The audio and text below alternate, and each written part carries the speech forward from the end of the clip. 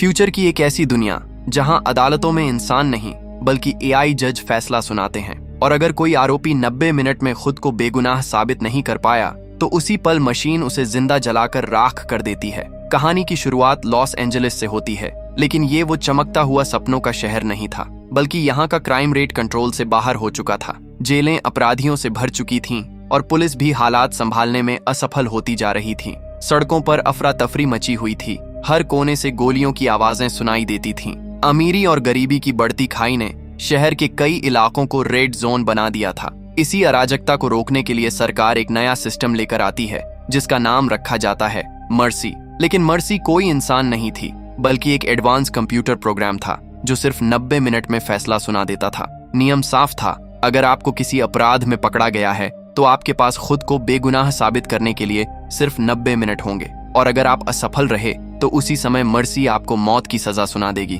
सरकार का दावा था कि इस सिस्टम के डर से क्राइम रेट 68% तक कम हुआ है। मर्सी डिजिटल सबूतों और भारी डेटा के दम पर हर केस की तेजी से जांच करती थी। इस सिस्टम की शुरुआत से अब तक मर्सी 18 लोगों को मौत की सजा सुना चुकी थी, और उन सभी में सबसे पहला अपराधी था डेविड। और आज इसी एआई जज के सामने क्रिस रेवन नाम के आरोपी को पेश किया जाता है। लेकिन रेवन कोई मामूली इंसान नहीं था, बल्कि एक टॉप क्लास डिटेक्टिव था। क्रिस अब तक कई खतरनाक अपराधियों को पकड़कर मर्सी के सामने पेश कर चुका था, लेकिन आज हालात पूरी तरह उलट चुके थे, क्योंकि आज वही क्रिस उसी कुर्सी पर बंधा हुआ था जहां कभी वह दूसरों को बैठाया करता था। तभी क्रिस के कानों में मर्सी की आवाज गूंजने लगती है। मर्सी कहती है, डिटेक्टिव क्रिस, आप पिछले 7 घंटों से बेहोश थे। ये सुनते ही क्रिस गुस्से और हैरानी में चिल्लाने लगता है, ये क्या मजाक है? मैं एक पुलिस ऑफिसर हूँ, तुमने मुझे इस कुर्सी पर क्यों बांध रखा है? तुरंत मुझे यहाँ से नीचे उतारो। लेकिन तभी सामने लगी स्क्रीन पर अचानक एक फाइल खुलती है, और जैसे ही क्रिस उस फाइल को देखता है उसकी धड़कनें तेज हो जाती हैं, क्योंकि उस फाइल में उसकी पत्नी निकोल की फोटो दिखाई दे रही थी। मर्सी ठंडे लहजे में कहती है, निकोल अब इस दुनिया में नहीं रही, और सारे सबूत यही इशारा कर रहे हैं कि उनके कातिल आप हैं। ये सुनते ही क्रिस का दिल जैसे बैठ जाता है। उसे यकीन ही नहीं होता कि जिस इंसान से वो सबसे ज्यादा प्यार करता था, उसी के खून का इल्जाम अब उसी पर लगाया जा रहा है। वो चीखते हुए कहता है, नहीं, ये झूठ है, मैंने निकोल को नहीं मारा, तुम्हारा सिस्टम गलत है। लेकिन मर्सी के पास कोई जज्बात नहीं थे, वो सिर्फ डेटा और सबूतों के आधार पर काम करती थी। इसलिए वो शांत आवाज में कहती है, मेरा सिस्टम कभी गलत नहीं होता, आपके पास सिर्फ 90 मिनट हैं। या तो आप अपनी बेगुनाही साबित कीजिए या मौत के लिए तैयार हो जाइए। दरअसल इस सिस्टम की सबसे खतरनाक बात यह थी कि मर्सी के पास दुनिया के लगभग हर सीसीटीवी कैमरे, स्मार्टफोन और कंप्यूटर तक सीधा एक्सेस था। वो किसी भी व्यक्ति के कॉल रिकॉर्ड, लोकेशन और उसकी डिजिटल गतिविधियों को ट्रैक कर सकती थी। लेकिन इससे भी ज्यादा डरावनी बात यह थी कि मर्सी किसी के भी चैट, मैसेज और कंप्यूटर में मौजूद फाइल्स को बिना आपकी इजाजत के एक्सेस कर सकती थी। और तभी अचानक क्रिस के सामने लगे बड़े मॉनिटर पर न्यूज चैनलों की भरमार दिखाई देने लगती है। हर चैनल पर सिर्फ एक ही खबर चल रही थी कि डिटेक्टिव क्रिस ने अपनी ही पत्नी का कत्ल कर दिया है। यह देखकर क्रिस को अपनी आंखों पर यकीन ही नहीं होता, क्योंकि 2 साल पहले उसी ने अपने साथी रे के साथ मिलकर इस मर्सी प्रोग्राम को पूरे शहर में लागू करवाया था। लेकिन आज वही मशीन उसके गले का फंदा बन चुकी थी। तभी मर्सी फिर बोलती है, मेरी कैलकुलेशन के अनुसार आपके दोषी होने की संभावना 97.5% है, और अगर यह प्रतिशत 92% से नीचे नहीं आया तो आपकी मौत तय है। क्रिस गुस्से से मॉनिटर की तरफ देखते हुए कहता है,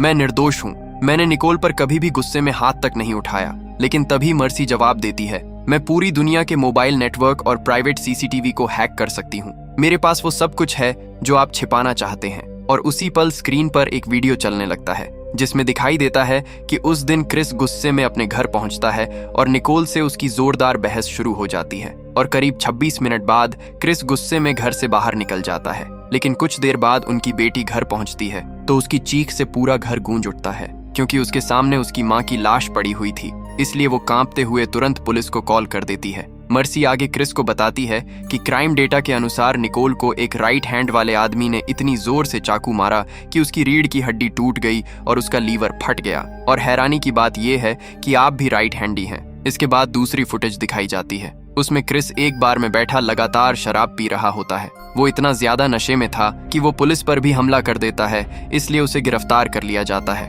लेकिन ये सब देखकर भी क्रिस हैरान था, क्योंकि उसे इस घटना का कुछ भी याद नहीं था। इसके बाद मर्सी उसकी पुरानी जिंदगी की फाइल खोलती है और कहती है, आप पिछले 20 सालों से निकोल के साथ थे और 17 साल पहले आप दोनों की शादी हुई, जिसके 1 साल बाद आपकी बेटी का जन्म हुआ। उस समय तक सब कुछ सामान्य था, लेकिन फिर आपके पार्टनर रे की एक वारदात में मौत हो गई और उसी के बाद से आप बदलने लगे। मर्सी आगे बताती है, आपके गुस्से और रोज होने वाले झगड़ों की वजह से निकोल आपको डिवोर्स देने वाली थी और वो अपने दोस्तों और रिश्तेदारों को बता चुकी थी कि आप उस पर 57 बार गुस्सा कर चुके हैं। और ये रहे वो कॉल रिकॉर्ड और ये आपके चैट्स। फिर मर्सी उसकी बेटी के फोन के कैमरे की फुटेज दिखाते हुए कहती है, आपकी बेटी भी आपसे नफरत करने लगी थी और वो कई बार अपने प्रेमी से कह चुकी है कि उसे आपसे डर लगने लगा है। ये सब सुनकर क्रिस के पैरों तले जमीन खिसक जाती है। उसे समझ ही नहीं आता कि अब वो क्या करे। वो तुरंत अपनी बेटी को कॉल करता है और कांपती आवाज में कहता है, मैंने तुम्हारी माँ को नहीं मारा। लेकिन तभी उसका ससुर गुस्से में फोन काट देता है। इसी बहस के दौरान 30 मिनट गुजर चुके थे और अब क्रिस के पास सिर्फ 1 घंटा बचा था। मर्सी कठोर लहजे में कहती है, अगर आपने खुद को निर्दोष साबित नहीं किया तो वो अपनी माँ के साथ साथ अपने पिता को भी खो देगी। इसलिए जल्दी से अपना दिमाग चलाइए, वरना 1 घंटे बाद आपको मार दिया जाएगा।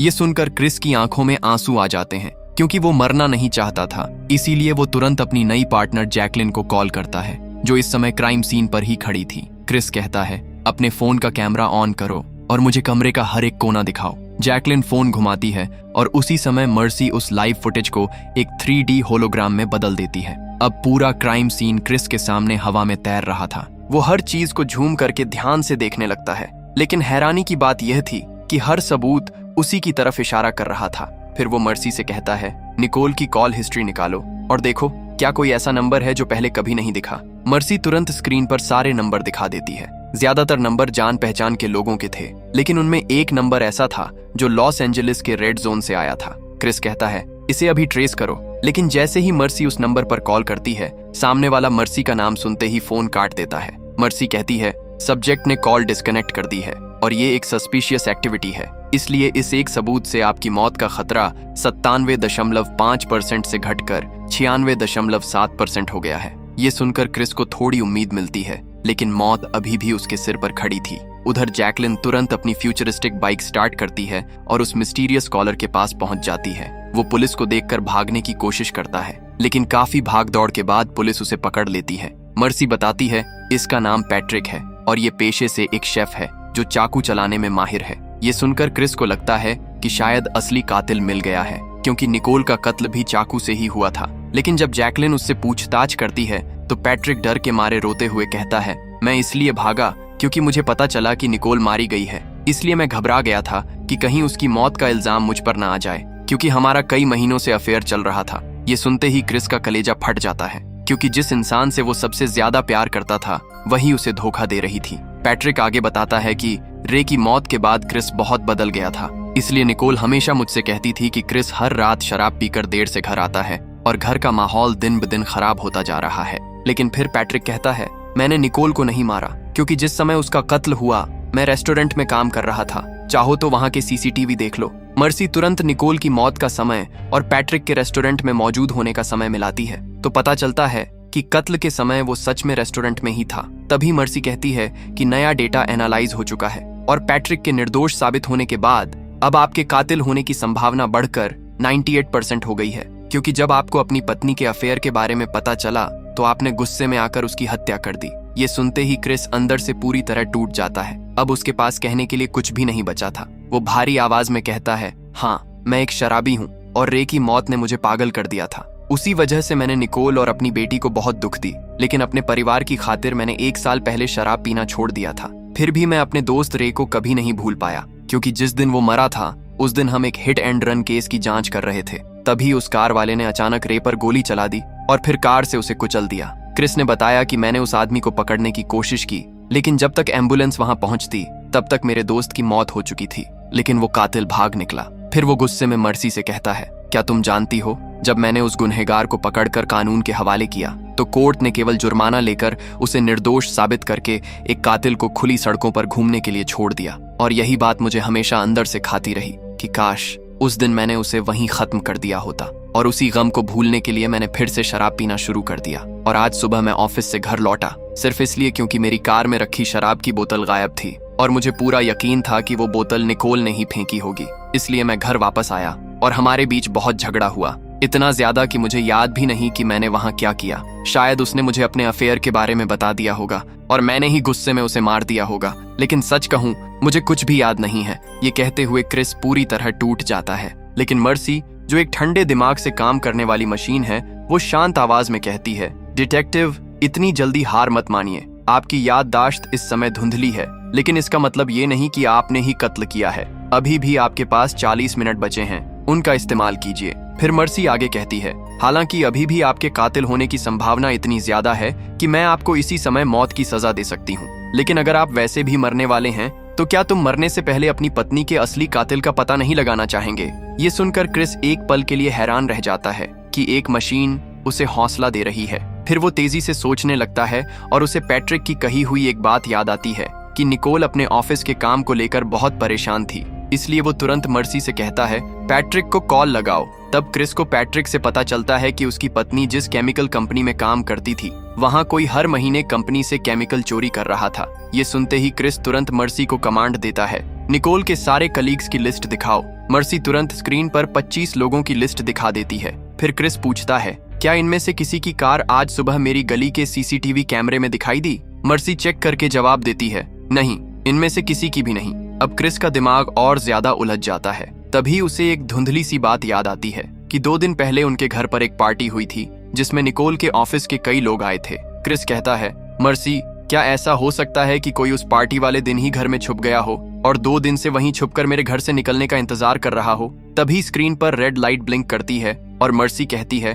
डिटेक्टिव, आपकी थ्योरी दिलचस्प है, लेकिन मेरे पास इसका कोई ठोस सबूत नहीं है कि आपके घर में कोई छुपा हुआ था। ये सुनकर क्रिस गुस्से में चिल्लाता है, मर्सी, अपना दिमाग चलाओ, क्योंकि निकोल उन केमिकल्स को लेकर बहुत परेशान थी जो उसकी कंपनी से चोरी हो रहे थे, इसलिए जल्दी से उन केमिकल्स का डेटा निकालो। इसके बाद क्रिस और मर्सी मिलकर कंपनी का डेटा स्कैन करते हैं और क्रिस अपनी पत्नी के ईमेल चेक करता है। तब उन्हें पता चलता है कि कोई पिछले 6 महीनों से रिकॉर्ड में गड़बड़ी कर रहा था ताकि यूरिया की चोरी छुपाई जा सके, और अभी तक 600 किलो सिंथेटिक यूरिया चोरी हो चुका था। यूरिया एक ऐसा सब्सटेंस था जिसे ब्यूटी प्रोडक्ट और खाद बनाने में इस्तेमाल किया जाता था, लेकिन इंडस्ट्रियल यूरिया ब्लैक मार्केट में करोड़ों में बेचा जाता है, जिससे नशीली दवाइयां बनाई जाती हैं। क्रिस को शक होता है कि इसके पीछे होल्ट नाम का मैनेजर हो सकता है, क्योंकि उसे जुए की बुरी लत थी। और जब क्रिस उसके बैंक रिकॉर्ड को चेक करता है तो उसे पता चलता है कि वो बुरी तरह कर्ज में डूबा हुआ था, और आगे जांच करने पर यह भी पता चलता है कि रोब लगातार होल्ट के खाते में पैसे ट्रांसफर कर रहा था।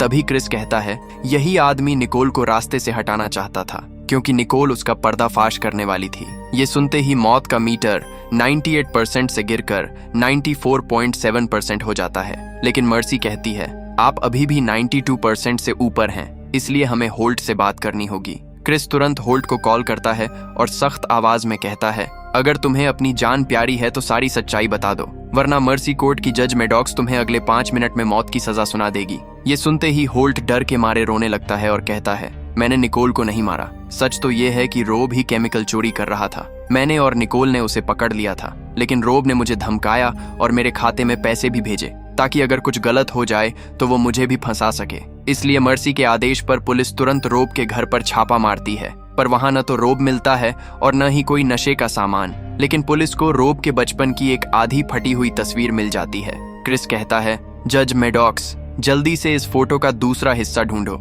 मर्सी पूरे इंटरनेट को स्कैन करती है और आखिरकार उस तस्वीर का दूसरा हिस्सा भी मिल जाता है। उसी समय पुलिस वाले रोब के गैराज की तलाशी लेते हैं, लेकिन वहां जो चीज उन्हें मिलती है उसे देखकर सबके होश उड़ जाते हैं, क्योंकि रोब वहां एक बहुत बड़ा बम तैयार कर रहा था। ये सुनते ही क्रिस कहता है, मर्सी, जल्दी से उसके ट्रक को ढूंढो। मर्सी सैकड़ों सीसीटीवी कैमरों को स्कैन करना शुरू करती है और कुछ ही सेकंड में रॉब के ट्रक को ढूंढ निकालती है। अब कई पुलिस गाड़ियां उसका पीछा करने लगती हैं। इसी बीच जब दोनों तस्वीरों को आपस में मिलाया जाता है तो सच्चाई सामने आ जाती है। उस फोटो में जो दूसरा बच्चा था वो रॉब का भाई डेविड था, जिसे मर्सी ने सबसे पहले मौत की सजा सुनाई थी। अब क्रिस को धीरे धीरे पूरी बात समझ में आने लगती है। वो कहता है, मतलब रॉब और डेविड दोनों भाई थे और मैंने ही डेविड को पकड़कर मर्सी कोर्ट में पेश किया था, जहां उसे हत्या के आरोप में मौत की सजा मिली थी। शायद इसी बदले के लिए रॉब मुझे और मर्सी को खत्म करना चाहता है। फिर क्रिस कहता है, किसी भी हालत में उस ट्रक को रोकना होगा, लेकिन तभी क्रिस को पता चलता है कि रॉब जिस ट्रक को चला रहा है उसके अंदर कोई और भी बैठा हुआ है। क्रिस को अचानक शक होता है और वो तुरंत अपनी बेटी को कॉल करता है, लेकिन वो फोन नहीं उठाती। तभी क्रिस अपने घर का कैमरा चेक करता है और ये देखकर उसके होश उड़ जाते हैं कि रॉब ने उसकी बेटी को किडनैप कर लिया है। यानी उस ट्रक के अंदर क्रिस की अपनी बेटी बैठी थी। उसी समय रॉब के घर पर एक धमाका हो जाता है जिसमें कई पुलिस वाले मारे जाते हैं। मर्सी बताती है, जो बम रॉब ने बनाया है ये धमाका उसका सिर्फ एक छोटा नमूना था, लेकिन अगर 800 किलो का बम फटा तो हजारों बेगुनाह लोग मारे जाएंगे। अब मर्सी समझ जाती है कि निकोल की हत्या रॉब ने ही की थी और क्रिस निर्दोष है। इसलिए क्रिस का डेथ मीटर गिरकर सीधा 0 पर आ जाता है। मर्सी कहती है, केस सॉल्व हो चुका है डिटेक्टिव क्रिस, आप आजाद हैं। लेकिन क्रिस अभी उठना नहीं चाहता था। वो कहता है, अगर मैं इस कुर्सी से उठ गया तो मेरे हाथ से क्लाउड का एक्सेस चला जाएगा और मैं रॉब को नहीं रोक पाऊंगा, इसलिए मैं यहाँ से नहीं उठूंगा। तभी कमरे के अंदर रेड लाइट चमकने लगती है। मर्सी की आवाज गूंजती है, डिटेक्टिव क्रिस, आपके पास सिर्फ 10 मिनट बचे हैं। अगर आप यहाँ से नहीं निकले तो आपकी जान चली जाएगी। लेकिन क्रिस को अपनी जान की परवाह नहीं थी। वो चिल्लाकर कहता है, मेरी जान की चिंता मत करो, बस मेरी बेटी को कुछ नहीं होना चाहिए। इसके बाद मर्सी अपने सारे रिसोर्सेज इस्तेमाल करती है ताकि उस ट्रक को रोका जा सके। जल्द ही पुलिस टीम ट्रक को घेर लेती है, लेकिन रॉब पागलपन की हद तक जिद्दी था। वो ट्रक को एक प्रोफेशनल ड्राइवर की तरह तेज रफ्तार से दौड़ा रहा था। रास्ते में आने वाली हर गाड़ी को वो अपने ट्रक से कुचलता चला जा रहा था। तभी कम आबादी वाला इलाका देखकर कमांडर रेडियो पर कहता है, डिटेक्टिव क्रिस, हम ट्रक को ब्लास्ट करने वाले हैं क्योंकि हमारे पास कोई दूसरा रास्ता नहीं है, वरना ये पागल हजारों बेगुनाह लोगों की जान ले लेगा। ये सुनकर क्रिस गिड़गिड़ाते हुए कहता है, नहीं, मेरी बेटी उसके अंदर है, प्लीज रुक जाओ। लेकिन कमांडर सख्त आवाज में कहता है, हम एक जान के बदले हजारों जिंदगियां दाव पर नहीं लगा सकते। और तभी मर्सी, जो अब तक सिर्फ एक मशीन थी, पहली बार इंसानी दर्द को समझती है और अपना प्रोटोकॉल तोड़कर पुलिस के डेटोनेटर को हैक करके ब्लास्ट होने से रोक देती है। इसीलिए क्रिस डिटेक्टिव जैक के जरिए रॉब से बात करते हुए ये सब बंद करने को कहता है। लेकिन रॉब गुस्से से कहता है, मैं तुम्हें बेगुनाह होते हुए भी उस कुर्सी पर मरते हुए देखना चाहता हूँ, क्योंकि तुमने भी मेरे बेगुनाह भाई को मौत की सजा दिलाई थी। और रॉब तेज रफ्तार के साथ अपना ट्रक सीधे मर्सी हेडक्वार्टर के अंदर घुसा देता है। फिर रॉब ट्रक से बाहर निकलता है। उसके एक हाथ में क्रिस की बेटी की गर्दन पर चाकू था और दूसरे हाथ में बम का रिमोट। उसी समय आखिरी सेकंड में क्रिस अपनी कुर्सी से आजाद हो जाता है और भागते हुए नीचे पहुंच जाता है। वो रॉब के सामने खड़ा होकर कहता है, प्लीज रुक जाओ, मेरी बेटी को छोड़ दो। लेकिन रॉब के सिर पर अपने भाई की मौत का बदला लेने का जुनून सवार था। वो पूरी बिल्डिंग को धमाके से उड़ाने ही वाला था कि तभी मर्सी सामने आकर कहती है, रॉब, तुम्हारे भाई को सबूतों के आधार पर ही सजा मिली थी। ये सुनते ही रॉब गुस्से में रोते हुए चिल्लाता है, ये सब झूठ है, डेविड निर्दोष था, क्योंकि उस रात जब उस महिला की हत्या हुई थी तब मैं उससे फोन पर बात कर रहा था। उसी समय क्रिस के इशारा करते ही उसकी बेटी रॉब के हाथ में काट लेती है और खुद को उससे आजाद कर लेती है। रॉब गुस्से में क्रिस पर गोली चलाता है, लेकिन क्रिस किसी तरह उसे काबू में कर लेता है और बम का रिमोट तोड़ देता है। रॉब गुस्से से चिल्लाता है, तुम सब कसाई हो, तुमने मेरे मासूम भाई को मार दिया। तुम लोगों ने उसके फोन की लोकेशन तक चेक नहीं की, न ही ये पता लगाया कि उसका फोन कहाँ गया। ये सुनकर क्रिस का दिमाग घूम जाता है। वो तुरंत मर्सी से कहता है, जल्दी से डेविड के केस की फाइल खोलो और दिखाओ कि उसके फोन की आखिरी लोकेशन क्या थी। तभी स्क्रीन पर एक पुराना वीडियो चलने लगता है। उसे देखकर क्रिस के होश उड़ जाते हैं, क्योंकि उस वीडियो में उसकी अपनी पार्टनर जैक दिखाई देती है, जिसने डेविड को गिरफ्तार किया था और उसी ने एविडेंस रूम से उसका फोन चुराकर नदी में फेंक दिया था। ये देखकर जैक कांपती आवाज में कहती है, क्रिस, मुझे माफ कर देना। अगर मैं डेविड को बलि का बकरा नहीं बनाती तो मर्सी प्रोजेक्ट कभी शुरू ही नहीं होता। अगर जज मेडॉक्स उसे सजा नहीं देती तो लोगों का भरोसा इस सिस्टम से उठ जाता, इसलिए मुझे एक मासूम की जान लेनी पड़ी। ये सुनकर क्रिस गुस्से से चिल्लाता है, तुमने सिर्फ एक मासूम को नहीं मारा, तुमने कानून की आत्मा को मार दिया। इसके बाद पुलिस वाले जैक और रॉब दोनों को गिरफ्तार कर लेते हैं। क्रिस की बेटी दौड़कर अपने पिता से लिपट जाती है और रोते हुए माफी मांगने लगती है।